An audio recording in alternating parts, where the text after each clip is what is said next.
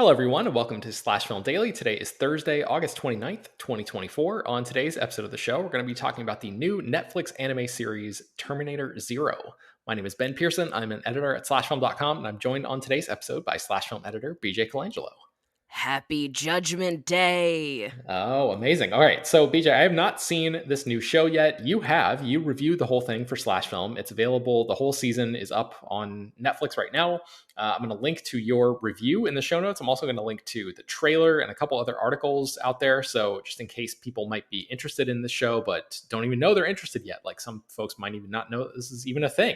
But I was hoping for you to just kind of walk me through this show, the vibe of it, what you think about it, where it stands in the Terminator lore, and how it compares to the movies. Just give me like the whole sort of broad strokes about Terminator Zero. Alrighty, so Terminator Zero is, in my opinion, one of the most refreshing additions to this franchise we've gotten in years. And I am also saying that as a defender of Dark Fate. This is so much better than a lot of the very mediocre at best sequels that we've gotten since James Cameron sort of like took his hands off of this franchise. Um, Mm-hmm. and the strongest thing that it does is that this is not a John Connor or Sarah Connor story. And I'm so glad that that's the direction that they took, because it's so much more interesting when it doesn't feel like it needs to fit into this like very tight, mythos that we've been hammering into for decades at this point. So yes, it is an anime. It is a beautiful, beautiful anime. It is gruesome. It is bloody as hell. It is genuinely scary at times, which I know there are some people out there that are like, it's animated, it's not scary. No, it's fucking scary. Like, it's genuinely scary. But what makes this also so interesting is that, so not only is this not a Connor story, it's also not an American story. It is set in Japan, and our main characters that we're dealing with here is a guy named Malcolm. He's a scientist, and he is about to launch a rival AI system called Kokoro, which is basically Japan's answer to Skynet. And it's because, we see he's having these visions of like, oh my God, I don't trust Skynet. They're going to take over. And the only thing to stop bad AI is good AI. And Okay, so how does that factor into the AI conversations that we've been having over the past couple of years? So what makes this interesting is that, of course, we do have a similar plot point. Somebody from the future is going to come back to like, prevent that. And you think like, oh, this person is coming back to prevent, to save Malcolm because his AI is going to be the savior of the people. And that's not the case.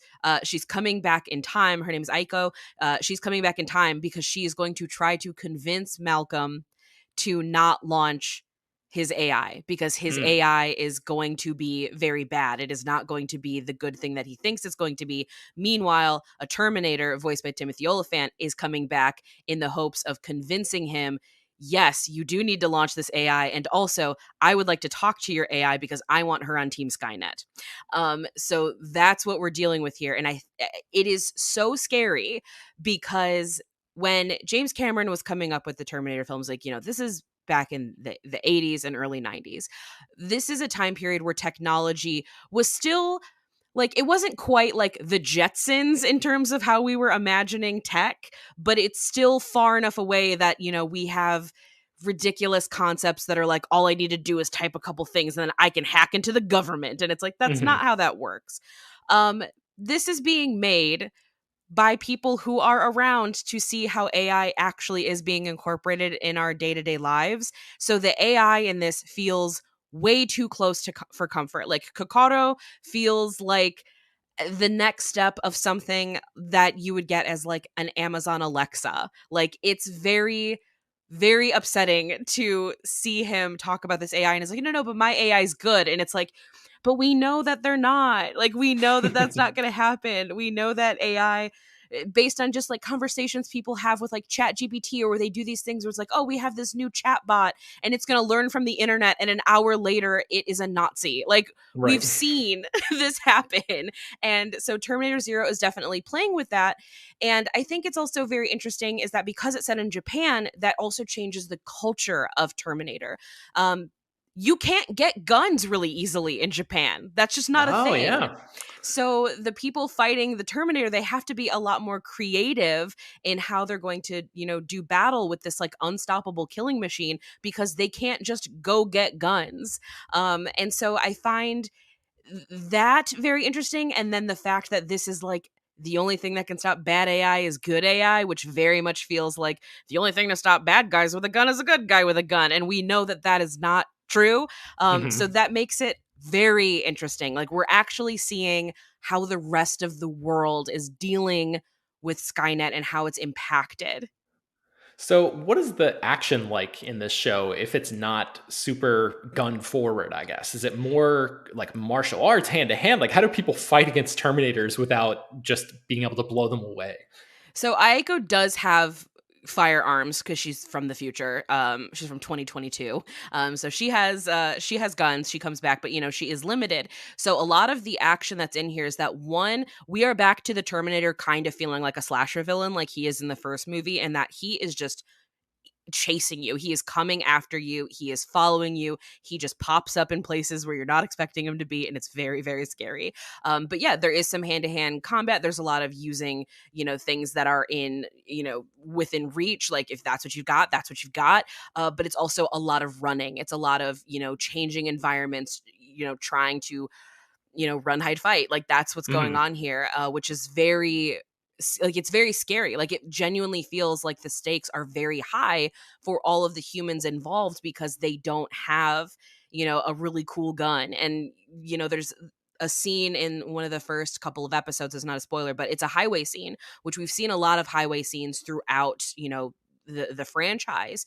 And it's very interesting to see that when not everybody is like shooting bullets through windows, it's like, no, they're gonna like flip the car or use the car essentially as a weapon to like try to stop this force coming at them, because that's what they have access to. Awesome. Okay, let's take a break and then we'll come back and continue discussing Terminator Zero.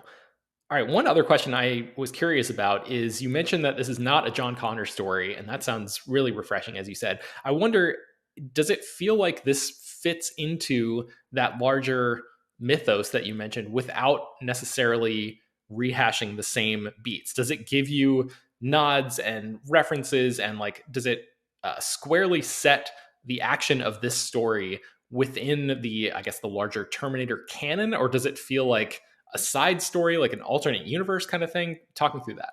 So, what is very interesting is that this story is very much trying to untangle how complicated the lore of Terminator has gotten through all of the live action and even the Sarah Connor Chronicles, which is, in my opinion, a very underrated show, but that's its entire other discussion. Um, it's trying to untangle the mythos so that this story fits in within that larger picture. There are definitely nods to things that happen in the live action movies, but in different locations, so you're not seeing like an exact one to one, but it's they're it's a robot uprising. They're all going to behave very similarly. They're all going to fight very similarly. There being like fallout is going to look very similar. So you have a lot of moments like that, and things that I find very cute is that when they do have like Easter egg type moments, it's not so on the nose the way that no shade to it, but like, it's not like how Alien Romulus is doing like a one-to-one line read from Mhm. something else. So like, you'll have a moment where like Aiko is getting really frustrated with somebody, and instead of saying like, come with me if you want to live, she gets really mad and is like, either you come with me or you die. And it's like, okay, cool, I see what you're doing there. Like, it definitely gives you those little serotonin boosts of, haha, I know that. That's a reference I understand, without it feeling so heavy handed. The only negative, and I think calling it negative, I think I put it in my review, I said like, kind of feels like shooting the messenger a little bit. If there is anything to critique, it's that this definitely does feel like a first season that is laying some groundwork to really take off running and like do something interesting with following seasons, because there is a decent chunk of time dedicated to like figuring out how this new story makes sense within the larger Terminator universe, so that fans understand like, okay, here's where we are, here's how this fits, and now we can go forward, because you can't kind of just like thrust into running forward without knowing how this fits into that universe, if that makes sense. Yeah, because So, the Terminator movies are like famously super convoluted in the timeline and all of that, and like even trying yes. to track, just a couple of the movies, your head can start spinning. So I guess they have a lot. They had an uphill battle to climb, is what you're saying, to like set the stage for people. Absolutely, because I think that creatives today, because of how obsessed the industry is with existing IP, they are kind of set up to fail in some ways, in that like if you take off and do something totally different than hardcore purists or even like casual fans who only like tangentially understand lore are gonna be upset. They're going to reject it because it doesn't have enough sameness. But if you make it too same, then people are like, well, then what was the point? Why did you even do this? So Mhm. it's a very fine line to walk. And I think that this show, I would say like 85% of the time, like walks it really, really well. And the parts where it does feel a little bit convoluted, or I will say like the last two episodes of the series, like kind of feel like you're getting bombarded with like a lot of twists and a lot of exposition for future stuff, because it does feel like the future stuff, like the stuff we're going to see explored hopefully in future seasons, they didn't have enough time to spend with those themes because they had to make sense of a really convoluted mythology that Mm. they did not ask for. Okay. The only other major question I had for you was, how does the flow of the show feel? Because sometimes these Netflix shows, I mean, I think everybody probably knows by now, the showrunners of Netflix shows realize that everything is probably going to be watched in a binge. But some Netflix shows that I've watched, I'm thinking of Maniac, the show from a few years ago that not very many people watch. That one is one that I can think of off the top of my head that actually has like sort of an episodic feel to it, where you can sort of dip in and out almost, instead of like being left with this sense that you're just watching one long thing that is almost arbitrarily cut up. So like, does Mhm. the show have an episodic feel to it, where like each episode not necessarily stands on its own but feels like a complete piece of storytelling? So I would say that Terminator Zero is a show that kind of mimics a little bit of the pacing of something like a Stranger Things, in that you can absolutely binge this show, which is exactly what I did, and you'll feel very fulfilled because it leaves you on these little mini cliffhangers at the end of each episode where it sets something up that if you want to see that payoff, you have to tune into the next episode. But it doesn't feel so much like it's you can't stop at any point. Like you can Mhm. absolutely stop at some point and come back to it.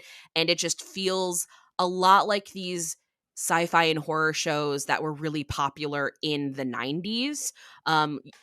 Whether it's X-Files or Buffy the Vampire Slayer, where Okay. like it's not like monster of the week by any stretch of the imagination, but it's also not something that you really need to sit down and watch. Like I, took a break because I was watching this like early in the morning and came back to it. And it was because I wanted to like get the rest of it. So it was like binge half of it, take a quick break, binge the other half of it. This is awesome. Mhm. And I think it has a pacing that a lot of Netflix shows don't, if that makes sense. Like, I think this is a Okay. really, really well done. It actually no, it's like it's more like Arcane. Like it's very much in the same realm as Arcane in terms of its pacing. Gotcha. Okay. So I'm trying to think if there's anything else I wanted to ask you about this. Are there any other aspects of the show that you wanted to touch on before we wrap it up? The animation is beautiful. Like, and that shouldn't be a surprise to anyone because this is the same animation studio behind things like Ghost of the Shell. So if you are familiar at all with Ghost of the Shell and like how fucked up a lot of that looks, Terminator Zero plays with a lot of that. Like it is very bloody. It does not hold back, and I think it gets away with a lot of stuff that live action Terminators couldn't. So if you've been looking for like a very brutal Terminator, you found it. Yeah, I was watching the trailer before we had this conversation, and there's that famous moment in Terminator 2, I think it is, where Sarah Connor is at that playground and she's like holding on to the chain, and nuclear Hmm. destruction happens and she like turns into a skeleton and her skeleton is still grabbing on. You've probably seen that in a GIF a million times. Oh, of Uh, course. and so there's a moment in the trailer for this where somebody's face is like literally being melted off and you can like see the muscles and the tendons and stuff, and I'm like, Jesus Christ, like they're really going for it here. So I have to imagine Yeah. that there's some pretty more like there's more gnarly stuff in the show itself than what they were just teasing with that trailer. Oh yeah, that is a moment like when we were talking earlier about like the little moments that let you know this is definitely in the same universe and there's like callbacks. That was one of them where it's like, "Oh, it's just the playground scene, but this is so gross and eyeballs. It's gross. It's weird. I love it." Okay, so last question: did you connect with the characters? I know that you mentioned it's obviously not the characters that we have known from before, but like I guess it's a difficult ask to wonder if you connected with Timothy Olyphant's character because it sounds like he's the villain of the So show. what's interesting is I'm glad you brought that up. So yes, Aiko is a character that I care deeply about. She's the person from the future coming back. I care a lot about her.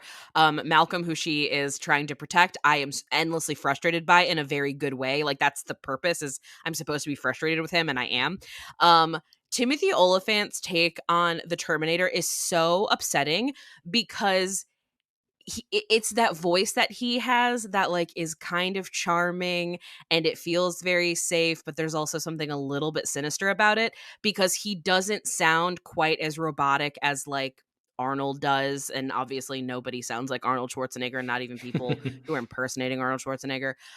So it's Timothy Oliphant being kind of charming and menacing at the same time, and it's deeply upsetting. Wow, that actually sounds pretty rad. Yeah, and he doesn't talk a lot, I will say that. I know he was, like, a huge get, and he was one of the big names that drew people into this. Rosario Dawson is the voice of the AI, and she's fantastic, like, very, very good voiceover performance for her. Ann Dowd is also, like, a resistance leader called The Oh Prophet, wow. and she has, like it's Ann Dowd, like, it's her, like, nice Ann Dowd voice, which is lovely to hear. But Timothy Olyphant, when he does speak, like, he makes it count. And it's just oh god. It's just a lot. It's very upsetting, and his model of Terminator is scary. And I know I've written about it before on Slash Film and I mentioned it in the review. I am so scared of Terminators. They scare the shit out of me. Robots with human teeth is like one of my icks that just oh god. And there's a lot of it in this show. So this is pure nightmare fuel for you. It really is. Excellent. Like, Terminators have never not been scary to me, but Terminator Zero very much captures, like, the threatening fear of the first Terminator movie. Awesome. All right. So the whole first season is available on Netflix right now. Sounds like, are you excited about the possibility? If they were to announce season two tomorrow or something, would you be like, hell yeah, I'm absolutely Oh watching my that? god, yeah, because the Okay. way that this season ended, like, there's a lot of unanswered questions at the end of it, and it just feels like I have to see more of this. I need to see more of this. And I know that Mattson Tomlin, who wrote this, and this was kind of like his baby, he has talked about how he's like, I could do 6 seasons of this show. And I'm like, I would let you. Because it just feels like such an exciting direction for a franchise that so many of us love, and with these creations that so many of us like have such strong memories to, and a lot of us, the Terminator films are what shaped a lot of our interest in action films or sci-fi films in general, and we've just gotten so many disappointing sequels that have made this Yeah. franchise feel like there's two really good ones and like two pretty okay ones, and then everything else is dog shit. And so this just feels like a refreshing kick in the right direction that proves there's so much more that we should be exploring in this world that James Cameron has created. Excellent. And I wanted to mention that Mattson Tomlin, in case people don't know who that is. I would say he's not quite a household name yet, but he was one of the writers behind Matt Reeves's The Batman movie that came out a couple years ago. Yeah, So he'll be co-writing the second one as well. Awesome. All right. Well, that's going to do it for today's episode of the show. Check out a bunch of stuff about Terminator Zero at slashfilm.com. I will link to a bunch of things in the show notes as well. Slash Film Daily is published every weekday, bringing the most exciting news from the world of movies and TV, as well as deeper dives into the great features you can find on the site. You can subscribe to the show on Apple, Overcast, Spotify, wherever you get your podcasts. Send your feedback, questions, comments, concerns, and mailbag topics to us at bpearson@slashfilm.com. Make sure to leave your name and general geographic location in case we mention your email on the air. Don't forget to take a minute to rate and review the show on Apple Podcasts or Spotify. That really helps us out a lot. Tell your friends about the show any way you can. Thank you so much for listening.